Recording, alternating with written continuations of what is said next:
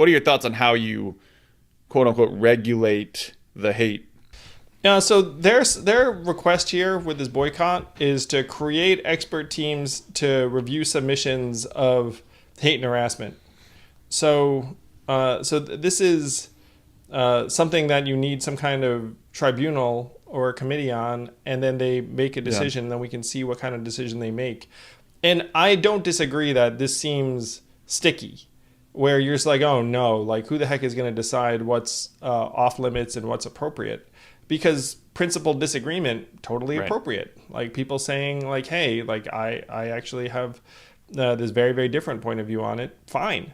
But then when you start having, like revisionist history, like about the Holocaust or something else that's like an historical event, that ends up feeding into very dark ideologies. And so you can't say, well, we don't have the ability to draw any lines, because then you wind up with some really evil, awful stuff. And Facebook hasn't even taken that stance. I agree. I think the way you would do this, Andrew, is you'd have to have as unbiased as you possibly could, board of reasonable people from both sides of the aisle, right? Or various different ideologies and backgrounds and ethnicities and experiences. So you could come to terms with either reasonable rules or reasonable arbitration, or however that works. And I realize that's hard. To me, what bothers me is, yes, this is hard and challenging, maybe costs a little money, but Facebook, you're making $70 billion a year. You have infinity money.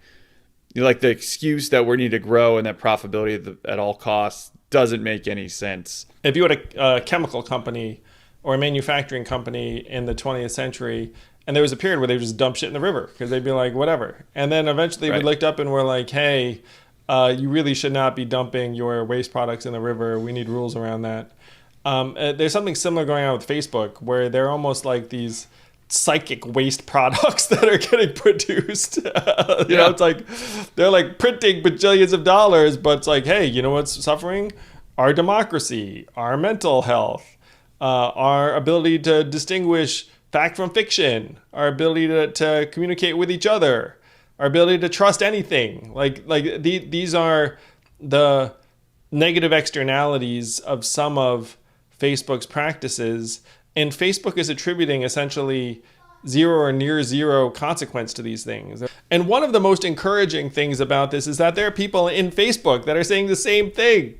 That the people at Facebook are like, I work here and I'm feeling less and less good about it because everyone's starting to hate us, and they can tell that we're not actually trying to solve any of these problems in a serious way. Now, what I know about the Facebook organization from when I, outside looking in, so who the heck knows?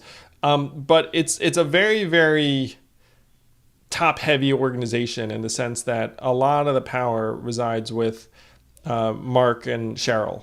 And if you look at even like the capitalization structure, like the voting rights, it's really Mark. The fact that there are other people on Facebook now that are trying to agitate for this is very, very powerful, because, from what I've heard about the workings of Facebook organizationally, is they do not like people being pissed off and unhappy within their ranks. They consider themselves like a fairly, harmonious org, and the last thing you want is friction from within. It's like, but it's not the kind of thing where, it's not realistic for them to be like, you're a source of friction, get out, because they're apparently dozens or hundreds of employees who are voicing some of the same concerns.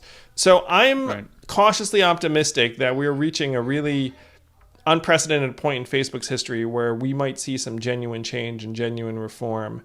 There's something called a collective action failure. I don't know if you learned this, but it's like when you have a park, right? And everybody loves a great, open, beautiful park. But there's always a couple assholes that will go in and leave some trash or park their car on it or blast music on it.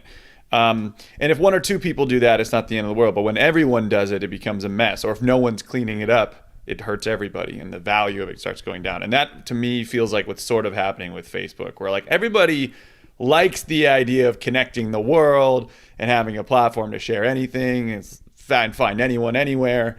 But we've now gotten to a point where there's so much mess and no one's cleaning it up. And the bigger problem, Andrew, is that there's no other park to play in. This is the only one. And so I'll give credit. Oh, and when another park was forming, this park bought that park. Just buy it, yeah. Yeah. And they messed that one up too. And so we're all stuck in this like shit-filled park, and we're begging someone to just clean it up. And we don't even want like an epic amount of cleaning. We just want the basics done. Like these demands are so freaking reasonable. And in part because our government is just so behind the curve on these issues. Like there was a period that just worshipped technology, and they don't understand it. I mean, it's one of my goals is going to be to try and speed government up on these issues. Certainly the data dividend project that we announced last week is part of this. Like we should own and benefit from our own data. And so if you have not signed up for your data dividend, go to ddpforall.com and get that done.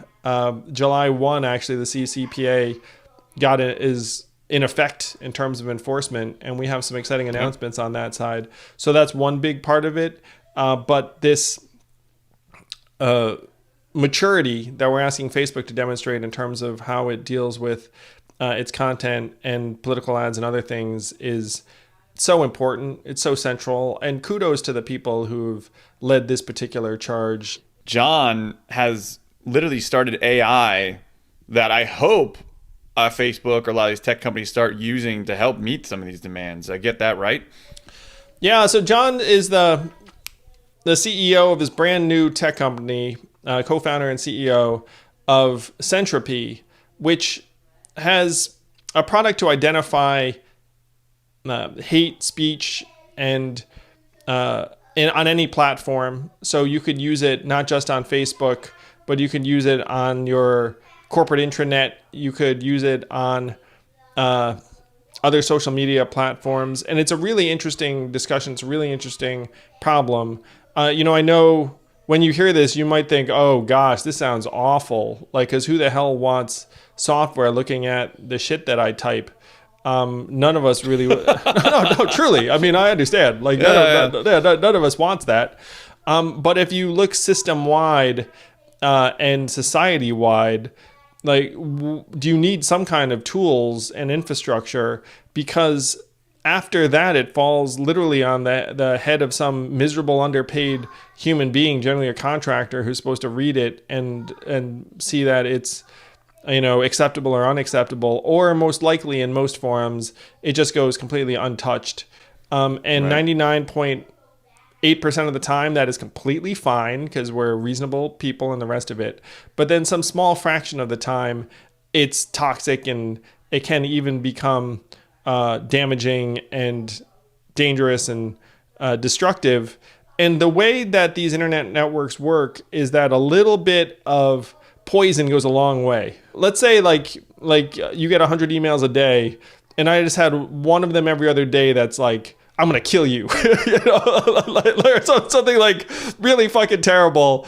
And you're going to be like, oh, my emails were 99.5% acceptable. It's like all you're going to focus on is the one person that's sending some kind of like crazy message.